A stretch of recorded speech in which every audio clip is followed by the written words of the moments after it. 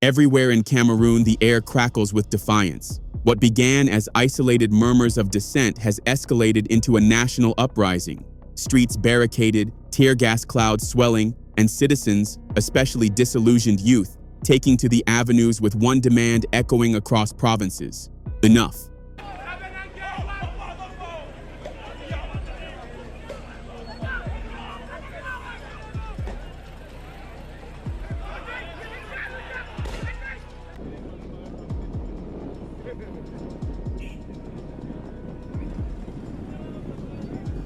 At the heart of this moment is a deeply rooted frustration. For decades, power has circled in familiar hands.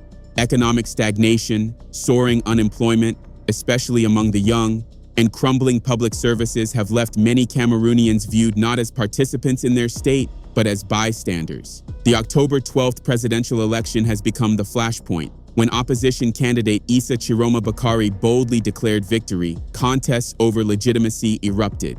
My dear compatriots, Cameroonian women and men, today it is with deep emotion and immense pride that I address you. Together, we have written history. Throughout this campaign, I saw a Cameroon standing tall.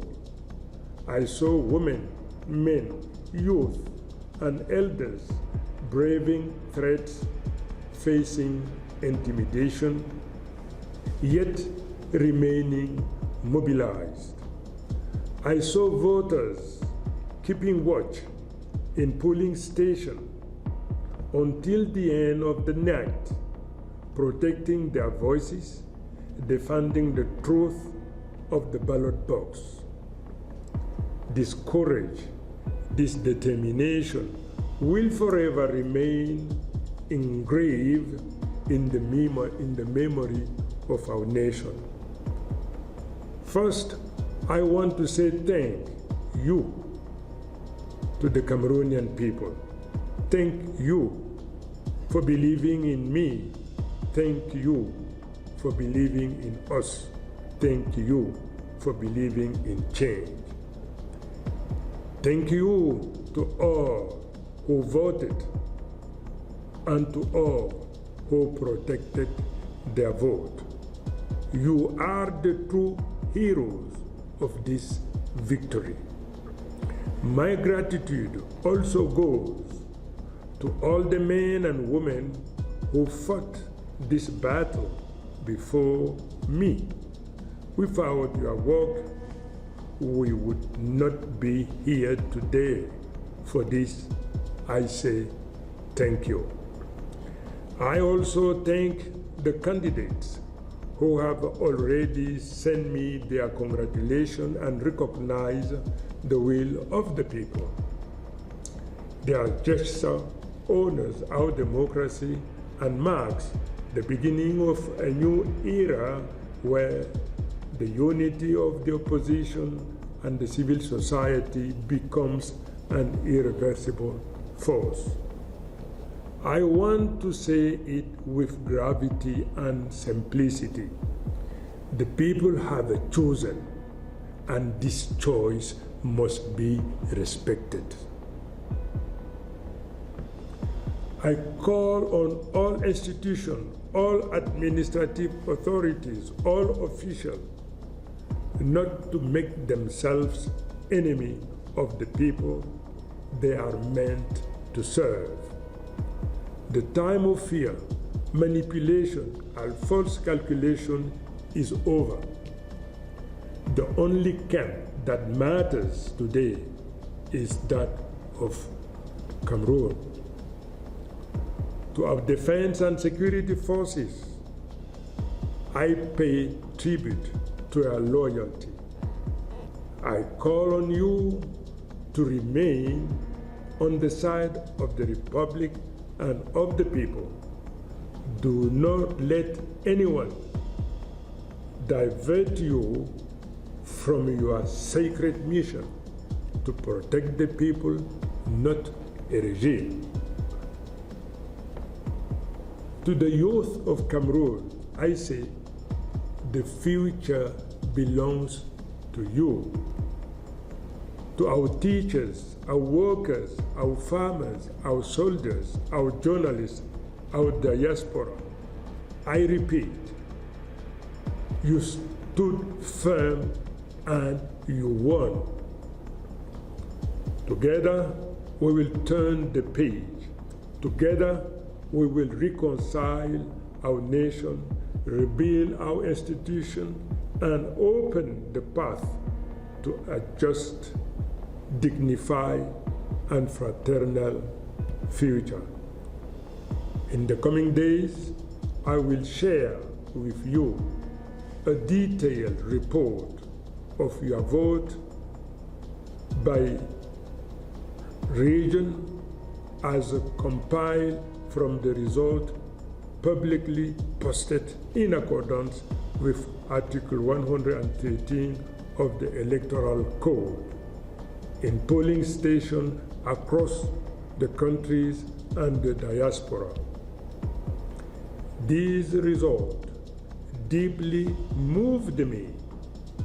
They show that this victory goes beyond my person.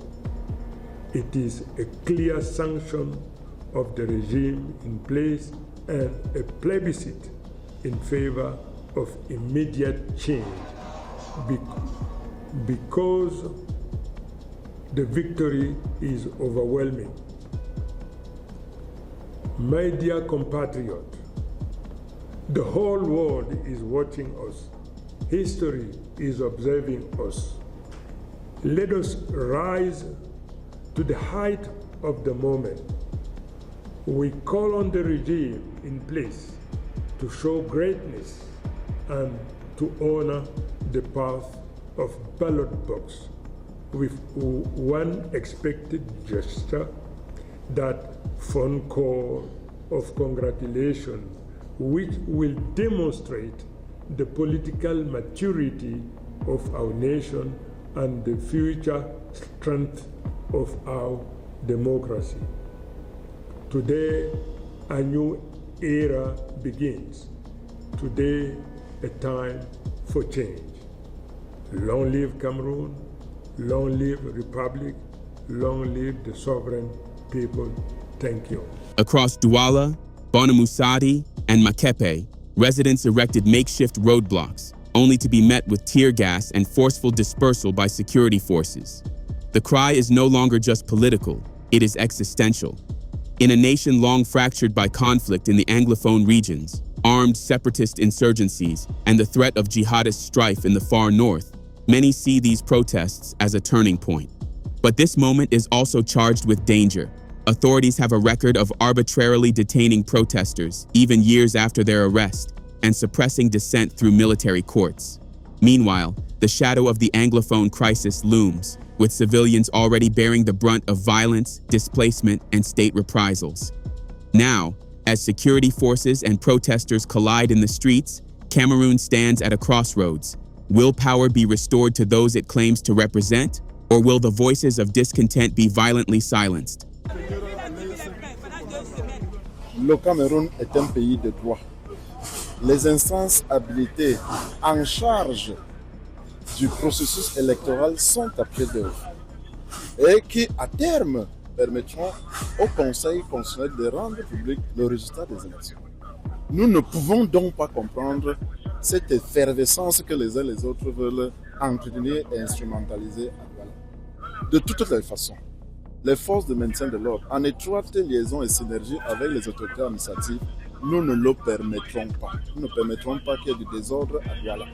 Et vous avez vu notre promptitude apparaître au plus pressé pour rétablir le bon ordre.